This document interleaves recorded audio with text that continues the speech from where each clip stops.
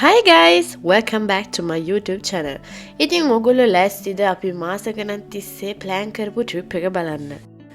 Normally අපි travel කරද්දී මම තමයි හොයලා බලන්නේ බුක් කරන්න ඕන තැන් බලන්න යන්න ඕන තැන්. හැබැයි මේ සැරේ අපි හිතුවා ඒජන්සි එකකට බාර දෙන්න. අපි 6 වෙනි එයාපෝට් එකට ගියා. ඉෂාර තමයි අපිව බැස්සුවේ. ඉතින් අපිත් එක්ක එයා හිටියේ අපි check-in එක කරනකම්.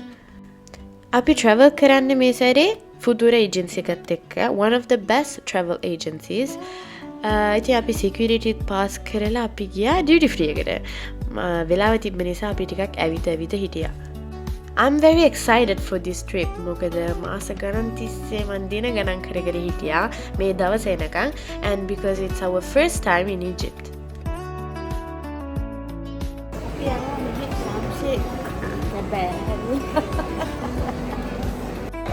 ඉතින් guys මම පොඩි කාලේ ඉඳන් හරිම ආසයි snorkeling කරන්න. ඉතින් Sharm el-Sheikh වල තියෙනවා one of the best coral reef. අපි බස් එකෙන් ගියා ප්ලේන් එක ගාවට. අපි මේ සැරේ travel කරන්නේ for the first time El Cairo airline එකත් එක්ක. දැන් රෑ 9ත් වෙලා. ඉතින් අපි flight එකට දැන් නගින්න හදන්නේ. අපේ seats දෙක තිබ්බ එක ගාව නෙමේ. හැබැයි හොඳ එයා host කෙනෙක් හම්බුණා. flight එකේ අන්තිම lines දෙක හිස්ව තිබ්බේ. ඒ හින්දා අපිට එතනට එන්න කිව්වා. Sharm el-Sheikh we are coming.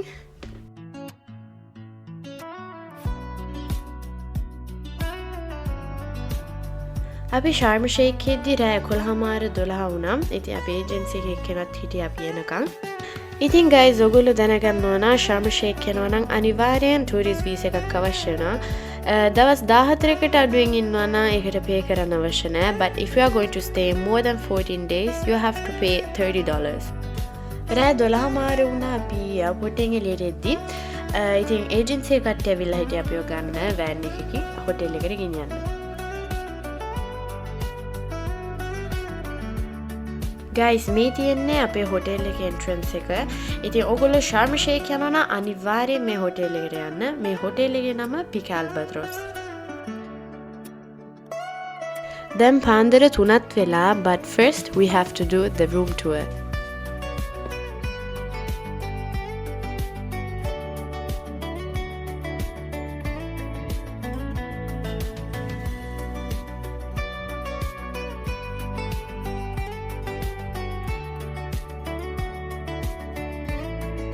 So guys මේ අපේ පළවෙනි breakfast එක hotel එකේ. ඉතින් ඔයගොල්ලෝ දැනගන්න ඕන මේ hotel එකේ restaurant පහක් තියෙනවා. ඒ පහේම breakfast, lunch, dinner ඔක්කොම තියෙනවා. ඉතින් එක කෑම තියෙනවා එක රටවල් වල කෑම. ඉතින් අපිට ඕන එකක් තෝරගෙන කන්න පුළුවන්. මොකද අපේ package එක hard all inclusive. ඒ කියන්නේ cocktail, mocktail, food, drinks ඕන දෙයක් included. මේ hotel එක පොඩි ළමයින්ටත් ගොඩාක් හොඳයි. මොකද වෙනම water park area එකක් තියෙනවා. පොඩි ළමයින්ට විතරක් නෙමෙයි මොකද මාත් ගියා සෙල්ලම් වල. ඊට අමතරව තියෙනවා 4 swimming pool areas, 4 lounge bar, 1 sky bar and 1 snack area. ඒක පැය 24ම open. ඊට පස්සේ අපේ beach එක finally our favorite view එක. ඊට පස්සේ මම යම්මී ගියා වතුර බලන්න කොහොමද සීතලද රස්නේද කියලා. හැබැයි guys වතුර මාරම රස්නේ. ඉතින් ඔයගලන්ට පේනවනේ මේ දිග බ්‍රිජ් එක. එතනට ගියාම හොටෙල් එකෙන් වෙන් කරපු coral reef එකක් තියෙනවා. එතකොට ඕනේ නම් අපිට එතන snorkeling කරන්නත් පුළුවන්. අපිට ලොකු බඩගින්නක් තිබ්බේ නෑ. ඒ හින්දා අපි පොඩි snacks වර්ගයක් ගන්න ගියා. ඔයගලන්ට පේනවා ඉතින් මෙතන sweets වර්ග කොච්චරක් තියෙනවද කියලා. ඉතින් අපි ඒ ටිකත් අරගෙන අපි ගියා ටිකක් relax වෙන්න අපේ room එකට. කොහොම හරි රෑ 7ත් වුණා. ඉඳන් අපි ගියා ඩිනර් එක ගන්න. මොකද අපිට 9 වෙද්දී රිසෙප්ෂන් එකට එන්න කියලා තිබ්බා පළවෙනි ඇක්ටිවිටි එකට යන්න. ඉතින් අපි කාලා වොෂ් එකක් දාලා රිසෙප්ෂන් එකට ගියා. ඉතින් අපි මේ යන්න හදන්නේ පළවෙනි ඇක්ටිවිටි එකට Old Sharm City එක බලන්න. City එකට ගෙනියන්න ඉස්සෙල්ලා අපි ගෙනිච්ච shop එකකට. ඒකේ තියෙන Egyptian products. ඉතින් අපිට ඒගොල්ලෝ කියලා දුන්නා කොහොමද මේවා පාවිච්චි කරන්න කියලා. ඉතාලි භාෂාවෙන් තමයි කියලා දුන්නේ. මොකද අපි හැමෝම ඉතාලි වලින් ආපු කට්ටිය.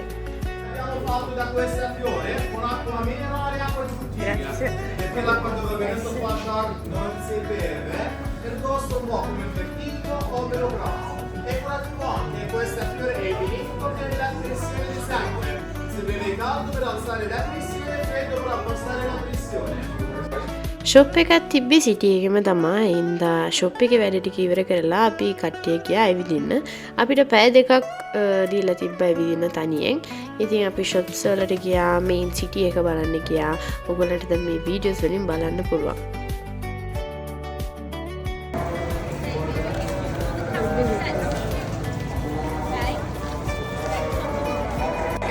මේ තියෙන්නේ ශාර්ම් සිටි එක. ඉතින් ඔයගොල්ලෝ ශාර්ම් ෂේක් යනවා නම් අනිවාර්යෙන් සිටි එක බලන්න යන්න රෑ වෙලා. මොකද ලයිට් දාලා තියෙද්දි මාරම ලස්සනයි. ඒ වගේම තමයි දවල් වරුව හරි අමාරු ඇවිදින්න. මොකද පුදුම රස්නයක් තියෙන්නේ. මේ වෙලාවේ අපි අම්මිට ස්කාෆ් එකක් හොයෝ හිටියා. මොකද අනිද්දා තියෙන ඇක්ටිවිටි එකට අනිවාර්ය ස්කාෆ් එකක් අවශ්‍ය වුණා කිව්වා. සිටි එකට ගියාම ඔයගොල්ලන්ට බලන්න පුළුවන් මේ ලස්සන පල්ලිය මගේ පිටිපස්සේ තියෙන. පැය දෙකක් ගියා කියලා තේරුණේවත් නෑ. ඉතින් ඊට පස්සේ අපිව ගිනිච්චා නමබයි කියන තැනට. එතන තියෙනවා shops, bar. ඉතින් ඔයගොල්ලන්ට shopping කරන්න ඕන නම් හොඳම තැන ඒක තමයි. පහුවෙන්දා උදේ අපි නැගිටලා ගියා ජිම් එකට. එතන හිටියා පැයකමාරක් වගේ. ඊට පස්සේ අපි ගියා අර බ්‍රිජ් එකක් තියෙනවා කිව්වේ මම. කොරල් රීෆ් එක පේනවා කියලා හොටෙල් එකේ. අන්න එතනට ගියා නාන්න. එදා දවසේ අපි ඇක්ටිවිටීස් බුක් කරලා තිබ්බේ නෑ. ඒ හින්දා ෆුල් රිලැක්ස් ඩේ එකක්. රෑ වෙලා අපි ගියා මේ කොන්සර්ට් එක බලන්න. හෝටෙල් එකේ දවස් 7ෙම මොන හරි ඉවෙන්ට් එකක් තියෙනවා. එක්ක ටැන්ගෝ, එක්ක බොලිවුඩ්, නැත්නම් හිප් හොප්, නැත්නම් මැජික් නයිට්. මේ තමයි එයින් එකක්. අපි උදේම නැගිට්ට අපි දෙවෙනි ඇක්ටිවිටි එකට යන්න. ඉතින් අපි දැන් යන්න හදන්නේ වයිට් අයිලන්ඩ් එකට. එදා අපිට ගේන්න කිව්වා කොස්ටියුම් එකයි, ස්නෝර්කලින් බඩුයි, ටවල් එකකුයි. මොකද දවසම අපි මුහුදේ දා. දැන් උදේ වෙලාව 9යි. මේ ඇක්ටිවිටි එකේ ඩියුරේෂන් එක පැය 6ක් වගේ. මොකද පළවෙනි ස්ටොප් එකේ අපි තනිකර ස්නෝර්කලින් කරන්න යන්නේ. දෙවෙනි ස්ටොප් එකේ තමයි අපි වයිට් අයිලන්ඩ් එක බලන්න යන්නේ. වයිට් අයිලන්ඩ් එකත් කියන නැත්නම් නෙවර්ලන්ඩ් කියලාත් කියනවා. මොකද හයි ටයිඩ් තියෙද්දි මේ දූපත පේන්නේ නැහැ. ලෝ ටයිඩ් තියෙද්දි තමයි මේ දූපත පේන්නේ. ඉතින් ගයිස් මං ඒ වෙලාවේ හරිම එක්සයිටඩ්. මොකද මගේ ෆස්ට් ටයිම් ස්නෝර්කලින් කරන. ඉතින් අපේ ඩොකියුමන්ට් ඔක්කොම රෙජිස්ටර් කරලා අපිව නැවට ගෙනිච්චා. අපේ නැවේ නම එලිට් VIP එක.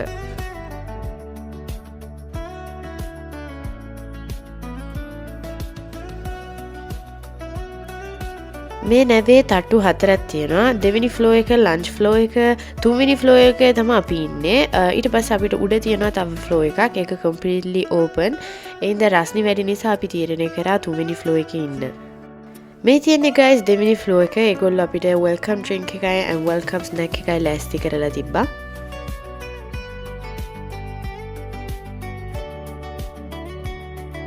ඉතින් guys අපි දැන් ආවා පළවෙනි ස්ටොප් එකට ස්නෝර්කලින් කරන්න.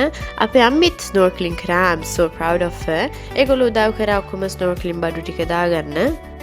ඊට අමතර පීනන්න අමාරු කට්ටියට ඉක්මනින් මහන්සි වෙන කට්ටියට අනිවාර්යෙන් ලයිෆ් ජැකට් එක දාගන්න කිව්වා. අම්මි බහිනකන් ඉඳලා මාත් බැස්සා. ඉතින් guys ඔයගොල්ලන්ට මෙතන බලන්න පුළුවන් ලස්සන coral reef. I was super excited. මම මේ වීඩියෝස් ඔක්කොම ගත්තේ ෆෝන් එකෙන්.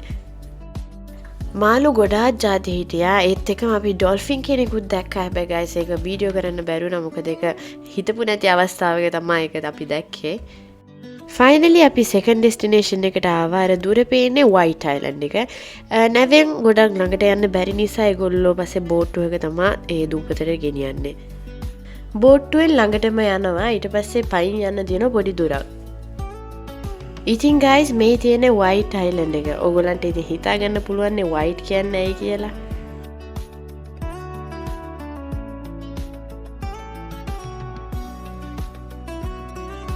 ඉතින් guys ඇත්තම කිව්වොත් මේක නම් පැරඩයිස් එකක්. අපිට ගිය වෙලාවේ ඉඳන් හිතා ගන්න බැරුව හිටියේ. අපි ෆොටෝස් ගත්තා නෑ. අපි පැය දෙකක් විතර කොහොම හරි හිටියා. දැන් වෙලාව 12:12 මාර. ඉතින් අපි ආයේ ඔක්කොම ලයිෆ් ජැකට් දාගෙන බෝට්ටුවෙන් නැවට ගෙනිච්චා. මේ වෙලාවේ වෙද්දින හැමෝම වගේ බඩගින්න හිටියේ. එන්දා නැවේ හොඳ වෙලාවට ලන්ච් එක රෙඩි කරලා තිබ්බා අපි යද්දි. කාලෙ විර වෙලා තව ස්නෝර්කලින් ස්ටොප් එකක් තිබ්බා. අපේ ලාස්ට් ස්ටොප් එක. එදා දවසේ ඇක්ටිවිටීස් ටික කොහොම තමයි ඉවරුනේ. ඊට පස්සේ අපි හොටෙල් එකට ආවා 5-6 වගේ වෙද්දි. ඩිනර් එක ගත්තා. ස්විමින් pool එකේ නෑවා. ඊට පස්සේ අපි ගියා ඉවෙන්ට් එකක් බලන්න. පහුවෙන්ද උදෙත් අපි අටවිද්දි නැකිට්ටා ඊළඟ ඇක්ටිවිටිය එකට යන්න. ඉතින් මතකද අපි ශාන්වල ගත් අම්මිට ස්කාෆ් එකක්. ඒ ස්කාෆ් එක අවශ්‍ය වෙන මොහොත තමා මේ. ඔගොල්ලෝ ෂාර්ට් වෙනවනම් අනිවාර්යෙන්ම ඇක්ටිවිටි එකත් කරන්න යන්න. ස්කාෆ් එකක් අවශ්‍ය නම් ඔයගොල්ලන්ට ගෙදරිනුත් ගේන්න පුළුවන්. මගේ එක ගෙනාවේ ගෙදරින්. අම්මිට නොතිබ්බ නිසා අපි එකක් ගත්තා. ඉතින් ගයිස් මේ මගේ පළවෙනි සැරේ මේ වගේ එක්ස්පීරියන්ස් එකක් කරන. ඔයගොල්ලන්ට දැන් බලා ගන්න පුළුවන් මොන වගේ එකක්ද කියලා.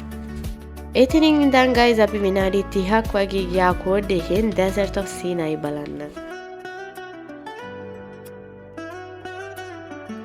අපිට ස්ටොප්ස් දෙකක් තිබ්බා. පළවෙනි එක තමයි ලවල්ලේ දෙල්ලෑගෝ.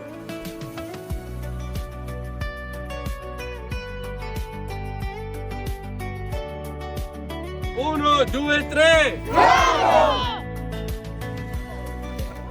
Stanno chiamando, වීඩියෝ එකෙන් නම් මෙච්චර ඇහෙන්නේ නැහැ. හැබැයි එතන ඉන්නවා නම් හොඳටම ඇහෙනවා. ඊට පස්සේ අපි ගියා අපි දෙවෙනි ස්ටොප් එකට. එතන ටෙන්ට් එකක් තියෙන අපිට රිලැක්ස් වෙන්න පුළුවන්. අනික අපිට ලෝකල් ප්‍රොඩක්ට්ස් try කරන්නත් දුන්නා. ගයිස් තව දෙයක් ඔයගොල්ලෝ ශාම් ෂේක් කරනවා නම් ක්‍රෙඩිට් කාඩ් එක ඕන තැනකදී වගේ පාවිච්චි කරන්න පුළුවන්. සමහර පොඩි තැන්වල විතරයි අපිට සල්ලි මාරු කරන්න වෙන්නේ. I nostri colleghi beduini per presentarvi le loro bibite. එතන ගයිස් ඩ්‍රොමෙරි රුසුත් ඉන්නවා. ඉතින් ඒ එක්ස්පීරියන්ස් එකත් ගන්න පුළුවන්.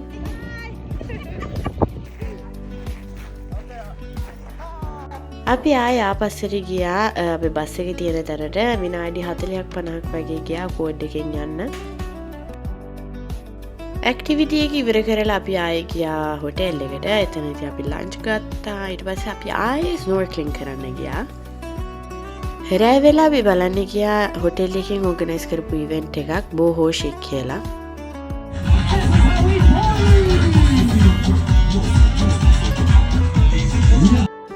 පහුවෙන්ද ඇක්ටිවිටි එක තිබ්බේ 2-3ට වගේ. හින්දා අපි එදා ටිකක් රෑ වෙනකන් හිටියා. අපි මේ දැන් යන්න හදන්නේ තව ඇක්ටිවිටි එකට.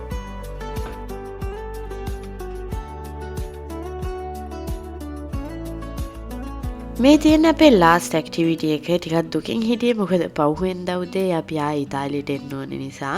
ඉතින් අපි කොහොම හරි ස්නෝර්කලින් බඩු ටිකක් අරගෙන කොස්ටියුම් එකයි ටවල් එකකුත් අරගෙන අපි ආයේ ගියා ස්නෝර්කලින් කරන්න අලුත් තැනකට.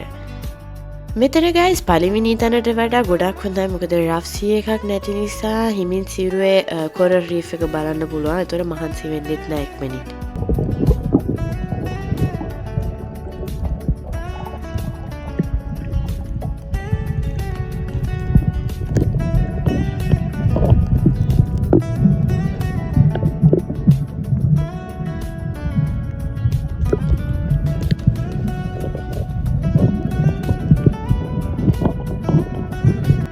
ගයිස් මට කියන්න අමතකුණා මේ ඇක්ටිවිටි එකේ ස්ටොප්ස් 4ක් තියෙනවා. මේ දැන් ඇවිල්ලා ඉන්නේ දෙවෙනි ස්ටොප් එකට ලා පෝර්තා දියල්ලා කියන තැනට.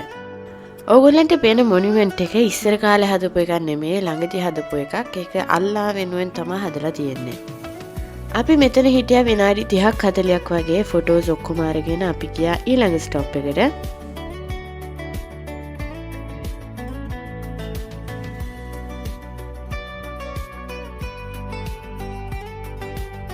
අපි දැන් ඇවිල්ලා ඉන්න අපේ third stop එකට. ඉතින් guys බලන්න වතුරේ ලස්සන. I'm speechless. අපේ last stop එක තිබ්බේ උතනින් පයින් යන දුර. මේ දැන් මම පෙන්වන්න හදන්නේ Lake of Wishes. ඒකේ වතුර ටික මාරම සීතලයි guys. අපි හැබැයි හැමෝම ඒකේ බැහැලා නෑවා. අපි ආයේ හොටෙල් එකට ගියා. ඉතින් මම යන්නේ හොඳට රිලැක්ස් වුණා. මොකද මේ අන්තිම දවසේ නිසා.